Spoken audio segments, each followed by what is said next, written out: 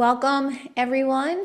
I'm here today with someone whose LinkedIn profile immediately caught my attention. Like me, she's an attorney who deeply values wellness, and she's someone who's realized that there is another way of doing this work. You don't have to grind yourself out, grind yourself to the ground to be a good lawyer, and you don't have to sacrifice your health, your joy, your identity, or your relationships to succeed. And when I saw Ariella speaking openly about that, about redefining what it means to build a career in law without wearing yourself thin, I knew that I wanted to connect. So we jumped on a Zoom meet and greet, and instantly we hit it off. She's honest, grounded, funny, and committed to helping lawyers create a life that actually feels good, not just one that looks good from the outside. So for today's conversation, I invite it to be laid back, personal, and full of real talk. And we're going to explore a bit about Ariella's journey, the work that she's doing in the legal wellness space, and the incredible life that she's creating as she travels the world with her husband. So a great big welcome. So pleased and joyful to have you here with me. Thank you so much for having me. I'm so excited to chat with you. I really love having these conversations about being full humans and building really fulfilling careers and designing our lives to be joyful and to feel authentic and to just align with who we are and allow us to live the happiest, healthiest lives that we can, and then fit the work into that.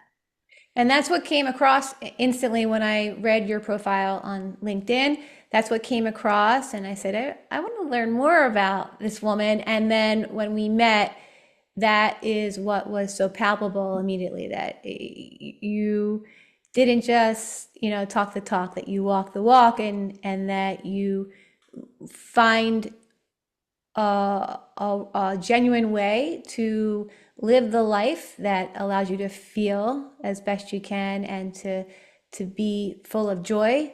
But at the same time, you're still working. I feel like sometimes it's hard to imagine all of that together with a career in a way that feels aligned. So I'm excited to explore what that means to you, and the ways that you find an ability to balance in all of those things. There's no balance. I'll start with that. Okay, let's I, put that right out there. yeah, I don't believe in balance. Right now, at least, the term that I have been feeling fits the best Mm-hmm. is integration. So I Mm-hmm. think more about work and life integration. Okay. And I also want to be really clear that my focus on well-being and living the way that I do now Yeah. has come with a lot of intention. This didn't just happen accidentally. Yeah. I am a very ambitious, very driven, very type A sort of default workaholic type of person. Mm-hmm. And so all of the steps that I've taken that have led to where I am now, where I'm really living a very well-being oriented life, Yeah. it's so on purpose because it's really hard for me. Mm. So I have had a number of specific stories and Yeah. incidents that have led to understanding the importance of well-being. But it's not like I have been doing this from day one. Like I Well, think most people, I really had to get here the hard way. yeah, and you're giving voice to so many things that I think come up for a lot of attorneys, and not just attorneys, but people who work in high stress professions. And what I love that you're sharing is the intentionality, that you didn't just this didn't just like fall into your lap. That and I know what we can get into in this episode, how so many people wear themselves thin, and it's like that's when they have the wake up call. But in order to live a more nourishing and fulfilling life, that intentionality needs to be there. And in the daily pulls that many of us have, sometimes our preferences for how we like to live our life, like truly live our life, not just check off the box, on the surface, but how we truly want to show up and what lights us up, it gets pushed into the background because of our deadlines and because the people we care for. And sometimes, to your point, it takes us hitting a really low point to reassess where we are and to choose a life that feels meaningful. So can you kind of take us through? I know, like me, you went to law school, and there was probably a reason why you went to law school, and then fast forward to what brought you to this point. Yeah, there is a reason I went to law school. So I grew up expecting to have a career in fashion. My dad was diagnosed with stage 4 colon cancer when I was 13, and he died when I was 17. And I then spent really all of college when I wasn't in class or wasn't doing work, I was doing something related to and for the American Cancer Society. I was running everything on campus. I was advocating on the Hill. I was raising a ton of money. That was such a huge part of my life at that point, and a big part of how I started to grieve and process what I'd been through. And one of the things that happened for me at that time was I began to recognize how fortunate my family had been. When my dad was diagnosed, it was expected that he was going to live just a few more months. And he lived 4.25 years longer than anyone expected. And so much of that was because of access and resources. Yeah, And, in a nutshell, we lived in Connecticut. We were, close enough to be able to get into New York to go to Sloan. He had, the number one specialist for the kind of cancer that he had. There were just a number of things, again, about our life that were really, really helpful. My mom was able to not work and to be able to fight with insurance companies what seemed like every day and yeah, win. So anyways, all of these sorts of things, and that led me to recognize how important access and resources are. And I just thought, okay, this sucked for us, but it could have been so much worse. yeah, And so what about someone else who had the same medical circumstances but didn't have some of the flexibility and the kind of community support and those sorts of things that we had? right, Someone else shouldn't end up with worse care just because they live somewhere else. right. So that led me to just feel like, at the time, my kind of 18-ish-year-old self felt like, oh, a career in fashion is too frivolous. I need to do something important and life-changing with the life that I've now had. And Mhm. I'm a person, I now understand about myself, it's hard for me to see a problem and not try to fix it. And I'm a highly sensitive person, and I'm very empathetic, and I feel pain in a huge way. And Mhm. when others are hurting, it's also enormous, and I feel their pain like it's mine. And so when I started to understand sort of the broader impact on other people and how broken our healthcare system was, I was like, well, I have to fix that. Yeah, yeah, And so I went to law school naively to fix healthcare. I'm not sure how much I even understood what that meant at the time, but that's why I went to law school. I had yeah. no specific vision of, oh, and I'm going to work in a law firm, or I'm going to have X kind of a job. It was really more about turning into the kind of person that would have the skills to Mhm. be a tremendous advocate. And then along the way, I also, developed sort of other interests in other areas of healthcare and the life sciences, often largely stemming from my own health challenges. Um, uh, and so much of my career was really, I developed a career that was based on, like, okay, how do I fix this part of healthcare in one way or another that's hurting people? How do I use Mhm. my personal experiences to help people? Mhm. And so that's kind of in a nutshell, like how I started to shape my career. Um, and then from a more personal standpoint, I was born with some complex health stuff. Mhm. It got more challenging over the years. And then you add in other stressful things like law school Right. and a number of concussions, and all sorts of factors came together, and I was getting really sicker and sicker. Um, and I started really paying attention to well-being, not on purpose. Yeah. I got my sixth concussion in, I think, 2018, and I tried to push through it for about a month. And that was a very bad idea. I was gonna say, I mean, one concussion, knock on wood, I've never had any, but I watch having three sons and a husband who are huge Philadelphia sports fans. I watch a lot of sports and I've seen a lot of incidents where sports players sustain concussions. And like you, I'm very empathetic. Like I see it, I'm like, oof, I like I feel it, but I'm nowhere close to what these athletes and people like you have experienced. So like one, let alone six, and to push through it.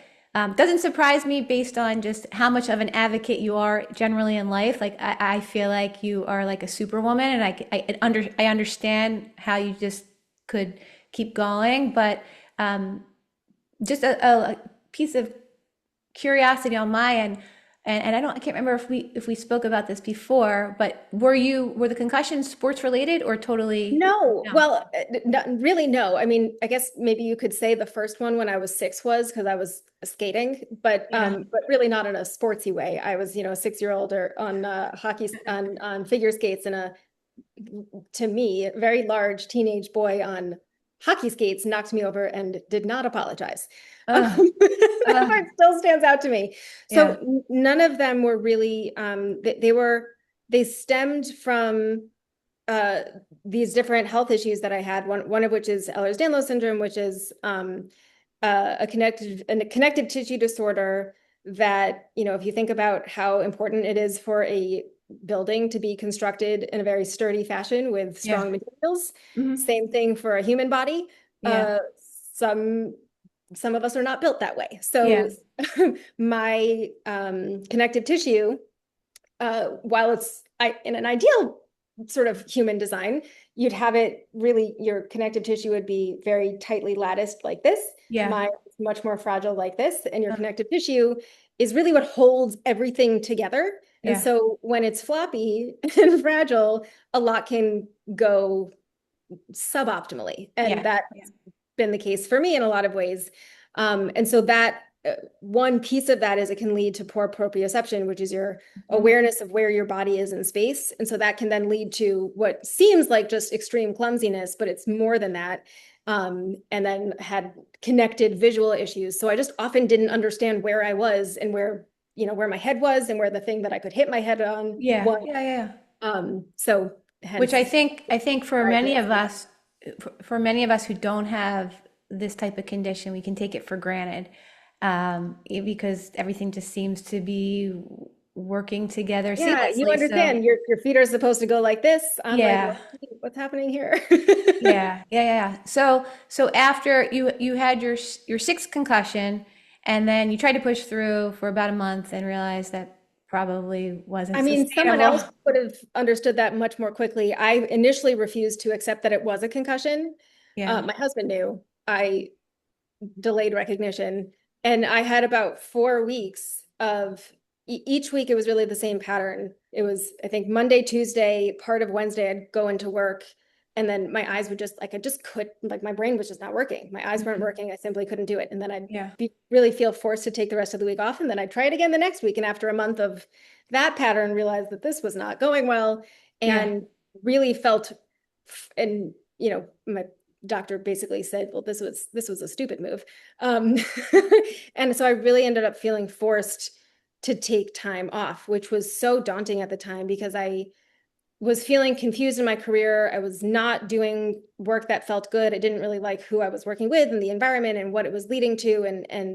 Um, and I felt like I wasn't high enough on the ladder, but I didn't even know what ladder I was supposed to be on, and I didn't understand, like, what is it? I'm not successful, but I don't know what that is. I just know I'm not there. And so I had Right. all of these, really overwhelming thoughts that just made me feel like, well, I can't take time off now because people could think I'm weak, Yeah. if I Yeah. can't push through a head trauma.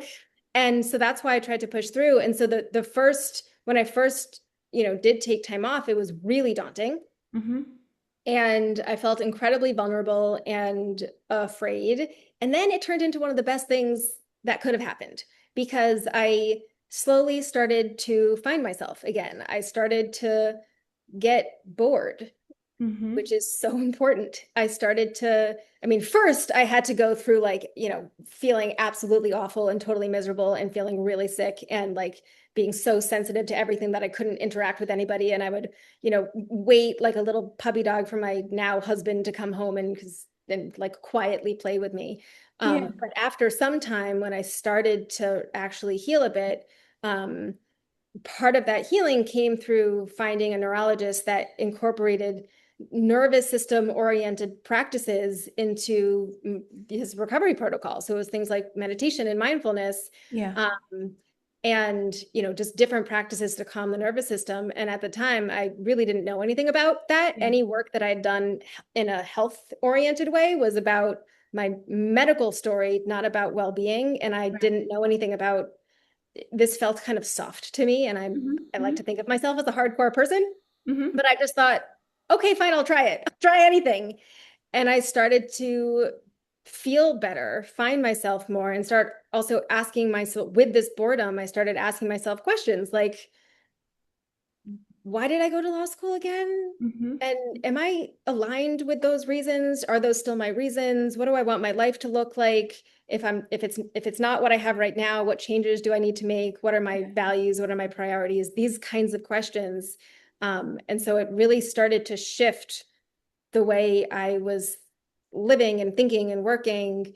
And simultaneously, while I started bringing in some of these practices, it really started to shift. I started to recognize, oh, when I pay attention to my well-being, I Mm-hmm. actually perform even better. Yeah. Huh. And the way I was operating at the time, if you had just told me like, oh, if you care for your nervous system, you'll be happier and like that wouldn't have done it for me. Yeah. I needed to understand the connection between taking care of myself and performance. Well, I think it makes perfect sense because as attorneys, I know certainly in law school we don't learn this. And then once you get into the profession, for sure, I didn't learn this because we're so, getting back to your point about being perfectionist and type A, we are so regimented to get X, Y, and Z done and to get it done really well. And oftentimes that sort of schedule doesn't have space for our own well-being. I mean, maybe it you get up early and you go for a run or you weave in a yoga class after work at night. But in terms of true wellness and well-being and caring for ourselves, I believe that we need not just something that we go and do for 30 minutes or 45 minutes and get away from the stressors, but something that we can actually call into practice, into use in those moments when our nervous systems feel like they're going to go through the roof, whether it's the stressors of something that we're working on or a difficult person in our life, whether it's in the workplace or outside of the workplace. To me, those are the tools that need to be sharpened and they need to be available to us in those moments when we're completely dysregulated. So I love that you're really giving voice to the fact that you were taking care of yourself, maybe in terms of like medically, like seeing this doctor or looking into something else from a medical perspective that could help you. But in terms of your overall well being, that slowing down, that ability to step out of the daily grind and push ourselves, that's what allowed you to have that deeper inflection of how do I want to really live my life. I Hmm. know it wasn't easy, but I think it's pretty remarkable that you could be with the boredom and the discomfort, and then in allowing yourself to be in that space, it's opened you up to this incredible life. Yeah. Well, and I mean, the boredom initially was so painful, and I didn't, my career already was looking different then, I was deep in the comparison game. So Yeah. looking around at everybody else who's in, you know, just, more of the kind of typical lawyer path, and Yeah. Yeah. that wasn't Partner feeling track. right. And yeah. And so I kind of, on some levels, I knew that what other people were doing didn't appeal to me, but Hmm. I wasn't doing what felt good to me. And I hadn't taken enough time and, created the space to figure out what would feel right. Yeah. Well, what I struggled with, and I think a lot of type A people struggle with, is we feel, and especially when we're empathetic, we're very sensitive and we know what's coming up internally for ourselves, but we're so locked into telling ourselves what we should do or what we feel is the right track that we don't let ourselves feel into that deeper calling that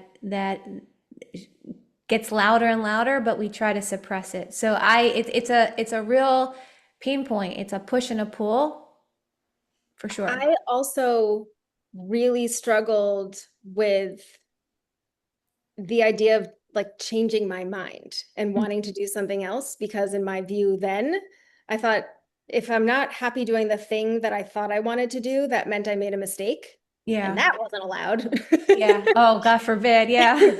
Yeah, and so I've had to really learn that, first of all, you have to make mistakes. Yeah. And also what I'm interested in doing can change from time to time with as my life does. Hmm. And so as I've let go of like having one path and it has to be this way and every decision has to be like identifiably correct, Yeah. um, learning to just listen to myself and try different things and then just see where stuff goes has Hmm. been amazing. I did Yeah. not know how to do that earlier. No, I think we can be really rigid with ourselves and think that our path has to be linear and an upward trajectory. And I think where the real growth and the learning takes place is in all the messiness, but it doesn't feel like I like things black or white. That gray area is like, ugh. But in my experience, that sort of messiness, that not knowing, that feeling like maybe you've steered off the course, that's where we figure ourselves out, and that's where we can really find so much joy and more fulfillment than when we're forcing ourselves to stay in one lane because we think it's the lane we should be in. 1,000%. I am, in my own, I don't even know if it's right to call it a framework now, because there really is no framework. I just am in charge. And Yeah. I was understanding more and more that I wasn't enjoying working in other people's frameworks. Yeah. And I mean, I started out my career kind of in a nutshell. I was doing FDA policy um, at a nonprofit in DC, and then I moved to a healthcare and life sciences boutique firm. And then I have my own law firm where I work mostly with as a fractional GC. And I dropped the billable hours. So I do this subscription model for fractional GC clients and just flat fees for project-based work. I work with clients across industries and mostly with like world shaker type of people who just like have a mission. And I'm a very mission oriented person. So Yeah. I like working with those kinds of people who are like, I have a mission, I have something I want to do for the world. It's, um, and I didn't even know that kind of working in this way was an option. Yeah. And it, the more I just listen to myself and think about how I want my life to feel, what energizes me, what drains me, how I want to interact with people, how I don't want to interact with people, what kind of clients I do and don't want to want to Yeah. work with, Yeah. that's shaping the whole thing. Yeah. And it's fantastic. And it's totally doable. And it feels really good. I think that is a testament to the power of trusting yourself, that inner trust becomes our inner compass. And it takes less efforting. We just follow it. And again, it can feel a bit spooky. It might be a lot unfamiliar to us, but the more and more we turn inward, the deeper I think our trust grows of ourselves. Oh yeah. So I totally trust myself. This is working. It's great. and speaking of working, in addition to the legal work, you have the Wellness Esquire, right? That where I do. I I love the mission of that work that you're doing, and I think I'm going to actually turn it over to you and just have you share with us what exactly it is that you're doing. Sure. My goal with the Wellness Esquire is to ultimately transform the legal industry into one that really values and champions the connection between well-being and performance. Yeah. The way I want to get there is through community. Hmm. What led me to this, kind of idea initially was this post-concussion experience where, that led to me understanding, oh, when I have this focus on well-being, I'm actually more productive, I'm more efficient, I'm more, able to think more clearly, I'm Yeah. sharper, like all of this stuff that we as lawyers, like we need to be good at all of those things. Yeah. And when I sleep more and I feel better and I have these nervous system practices, I'm a better lawyer. I'm a better Yeah. everything. Yeah. And so that's really where it started. And then during the pandemic, I started um, engaging with so many lawyers, on through LinkedIn, and was finding that, not surprisingly, lawyers that felt happier in their work and in their lives had figured out for what worked for them. And it, but generally they'd had to have some sort of shit hitting the fan experience, some sort Yeah. of rock bottom experience that led them to figuring out, all right, that doesn't work for me, this is what I need, Hmm. and making all those adjustments. And most people have really had to go through that by themselves. And I just thought, well, this seems like an inefficient way Yeah. for us all to figure out what works for us and to feel good in our lives and our work. So what if we like did this together? Yep. And so that was kind of the very beginning of things. And I started kind of casually hosting these networking opportunities for us to just come together and be vulnerable, authentic, open people together. And I would watch people change. Mm. Even before someone ever spoke during an event, Yeah. I would watch them just hear someone else speak and share a story that aligned with them, that resonated, and you Mhm. just see the sunshine start to develop in their eyes. I know, I completely know what you're saying, and you're speaking my language because I think community, to know that you're not alone, Yeah. especially in a world, well, globally, I think we can feel alone and the world can feel really divisive. But in the legal sector, especially, I think that it's easy to feel like you're on your own island.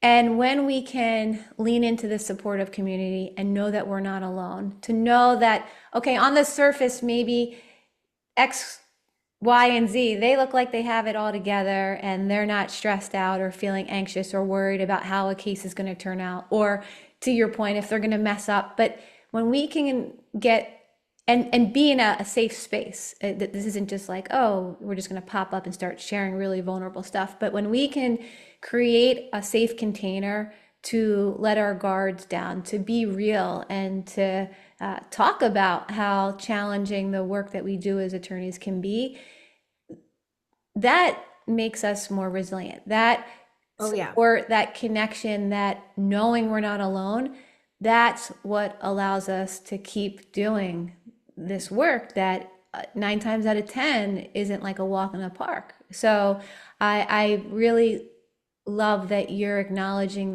the power of community and in being able to feel into that support of being together with others.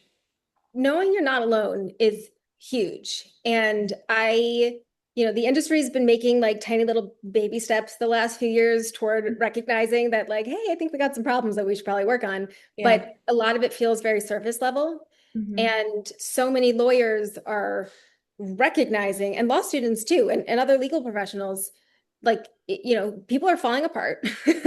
And but a lot of people don't know who to go to because we're Yeah. not talking about all this stuff openly enough. Hmm. And even though, a lot of bar associations and different programs exist, and are having the, well-being oriented events and offering benefits and things like that, so many people still feel so alone. Yeah. And I from the really so many conversations that I have very routinely, I feel very strongly that there are more people in our industry who are more aligned with the two of us than who aren't. Yeah. And so we just need to be louder and become easier to find. Yeah. And so that's why I want, I believe that the way to transformation is through community. And part of the community part that I'm going to be building out within the Wellness Esquire will also include a marketplace so that when law firms, law schools, lawyers, law students, whoever are ready for help, Yeah. resources, they Yeah. actually have a place to go. Because so often what happens is someone says, okay, I'm not okay. That's a huge step already. Well, Yeah. but then what? Like, how do you find the coach, the consultant, the tech stack, Right. the lawyer friendly therapist that already gets it, maybe because they were a lawyer before they were a therapist. Mhm. So how do we bring everybody together to boost each other up, to share resources, and also to make it easier for people to find employers that have aligned values. And Yeah. and one of the things that I'm really excited about also is I'm starting to build out, and will be excited to get other people's feedback as I do so, a Wellness Esquire certification that I want it to kind of operate like a B Corp certification, Yeah. Yeah. so that we can, if a law firm wants to post a job opening to the Wellness Esquire community, in order to do that, they will need to be, certified by the Right. Wellness Esquire. And we'll have, some sort of committee that will work together to put together, to identify not just, okay, great, you've got these policies that say you're doing all this stuff. Well, that's not enough. Like, let's get Yeah. surveys. Let's really understand what's going on inside, and we can build the system side and the individual side together. I think that's ingenious. I think that's a great idea. And I like the idea of making these resources highly accessible because as a busy attorney, as a struggling law student, time is a huge factor. And so to be able to have an easy way to access these resources and to use them, I think can be so helpful. Just you're touching upon a few things. I gave a presentation at Villanova Law School a couple of weeks ago.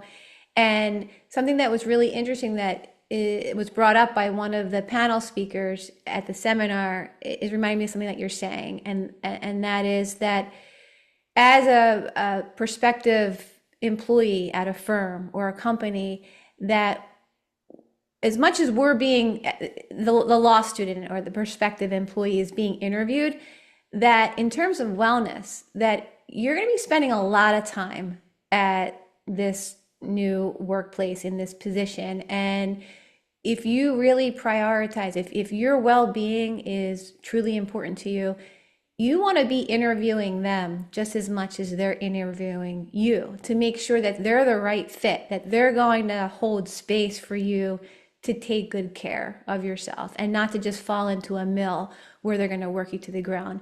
Because I think what you and I both recognize and see clearly is that we don't have to get to that point where we feel broken, that we feel Yeah. like we've worked ourselves so thin that we're, you know, screaming to be rescued in some way, that we can be aware of what lights us up, what doesn't feel right, and we can be taking care of ourselves and aligning our lives in a way, both personally and professionally, that is sustaining, that keeps us feeling good. And when we're feeling good, we're going to perform our best. So it's not the type of thing.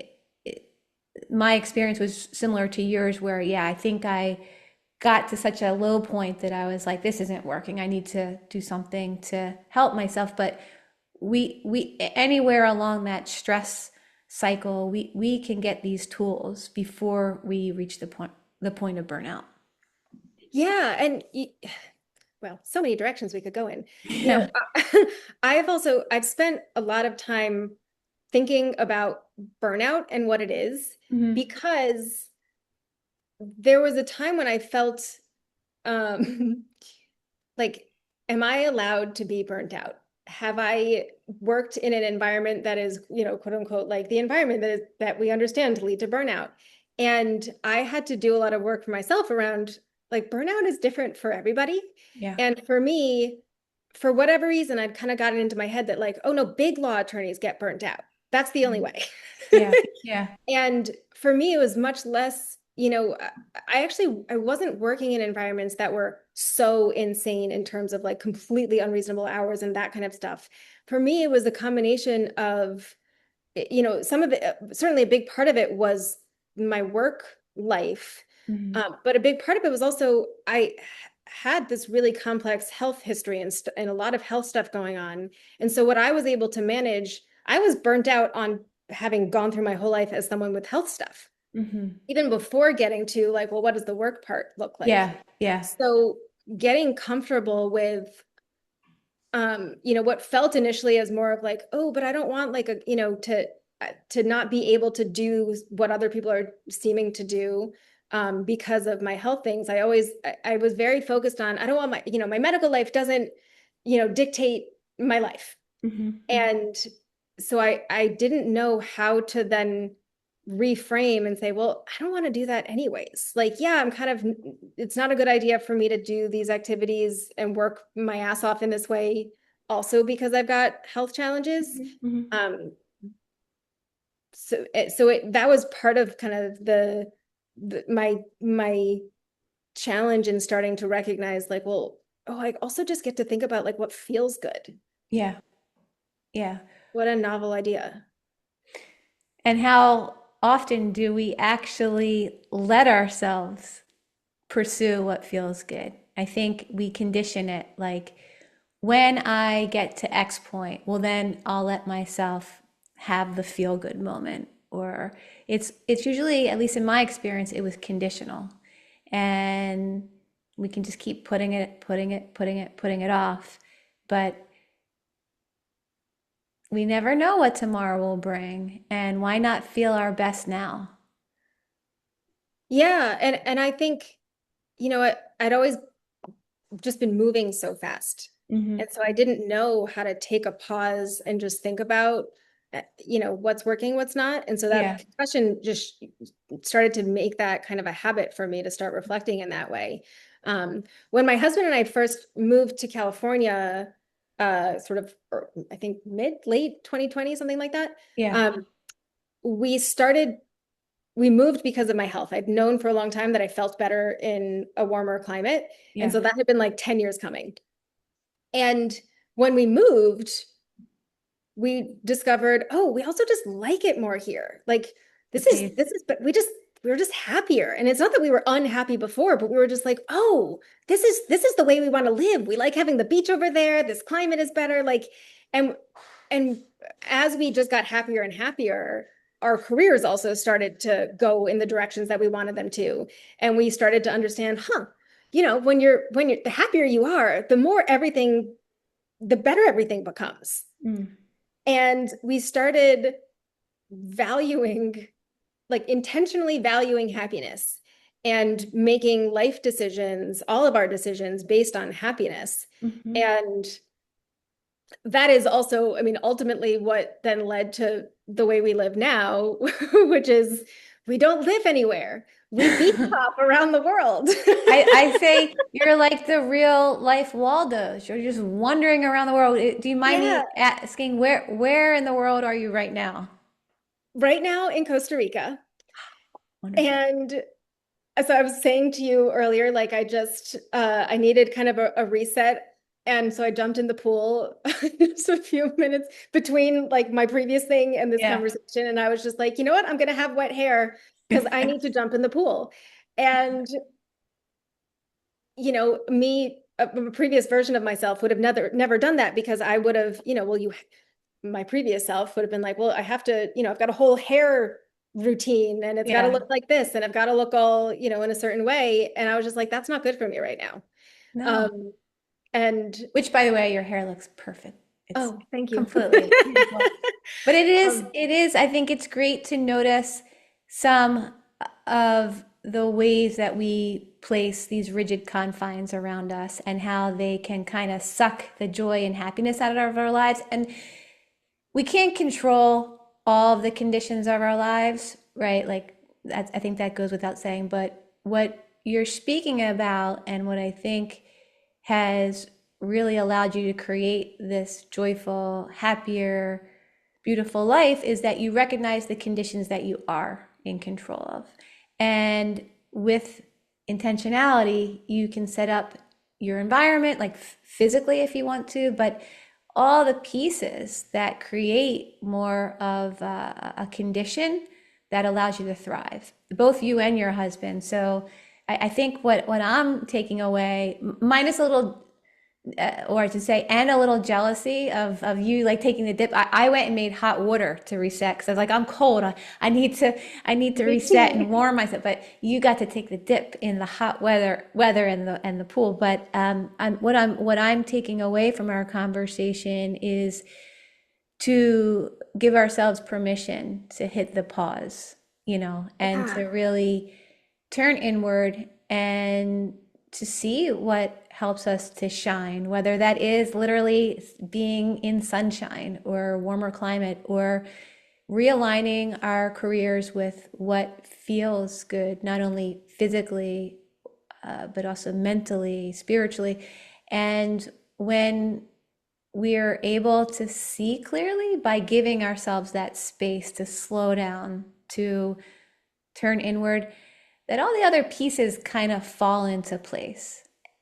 And so thank you for being a real life example of how we can give ourselves and our loved ones and our clients that gift just by really listening to what's here.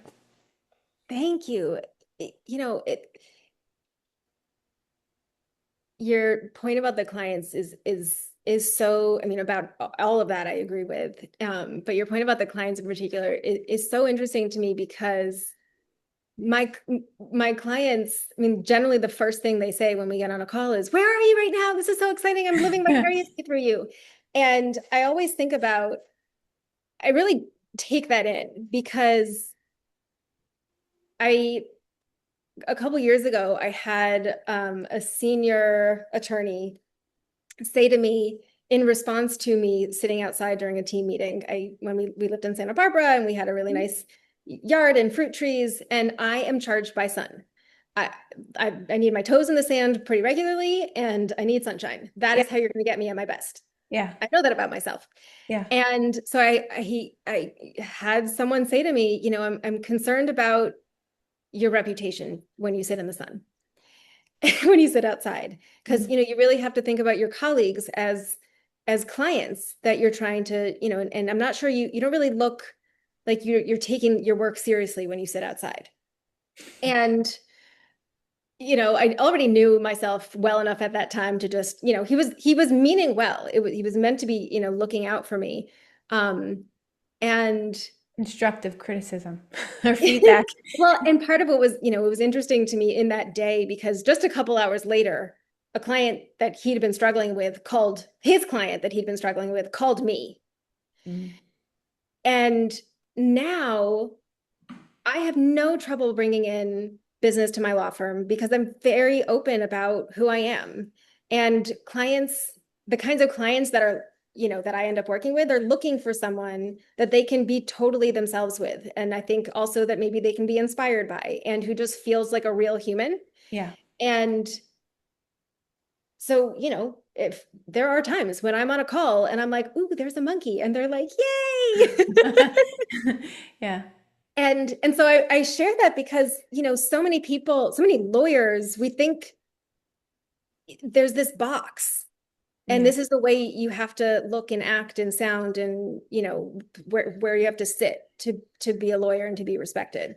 And, you know, there are monkeys out there and I'm lawyering quite well. Yeah. You're doing a lot of things well, so I want to acknowledge that, and I'm sure others may want to connect with you to see what they can continue to learn from you, to follow you, and to perhaps work together with you. So if someone listening or watching wants to connect with you, where's the best place to direct them? So thewellnessesquire.com for the Wellness Esquire, of course. My law firm, ariellalaw.com. And my LinkedIn is a good place to find me. And then you'll get a message either from me or an auto one to please email me. Yeah, Either the wellness esquire at that's gmail.com or Ariella at ariellalaw.com. And those are probably the best places. yes, I will validate that. When I first reached out to you on LinkedIn, I was requested to reach out to you by email, and then right away I heard from you. So it's Yeah, I'm so overloaded on there, and one of the things that I've had to learn is I can't respond to everyone. I'm one. yeah, yeah. And there's often hundreds of messages that just come in and I can't. And so if you're Yeah. serious enough, you see that message, you send it, you go to my email and then I'll respond to you. And if not, you might just keep sitting there. No, I'll be able to take care of myself. I heard from you within a day or so. So and I'm grateful for it, and I'm excited to keep following you and to hear and hopefully be a part of the growth of the Wellness Esquire, to contribute in some way to supporting others in deepening their own well-being, and to really cultivating a sense of connection in community. So please be sure to keep me posted. And I again, will. Thank you. I know our times are a little bit different, but I want to thank you for taking the time to come inside from the sun and from the monkeys and to be here with us today. So thank you so much. Thank you. This was awesome. Take care.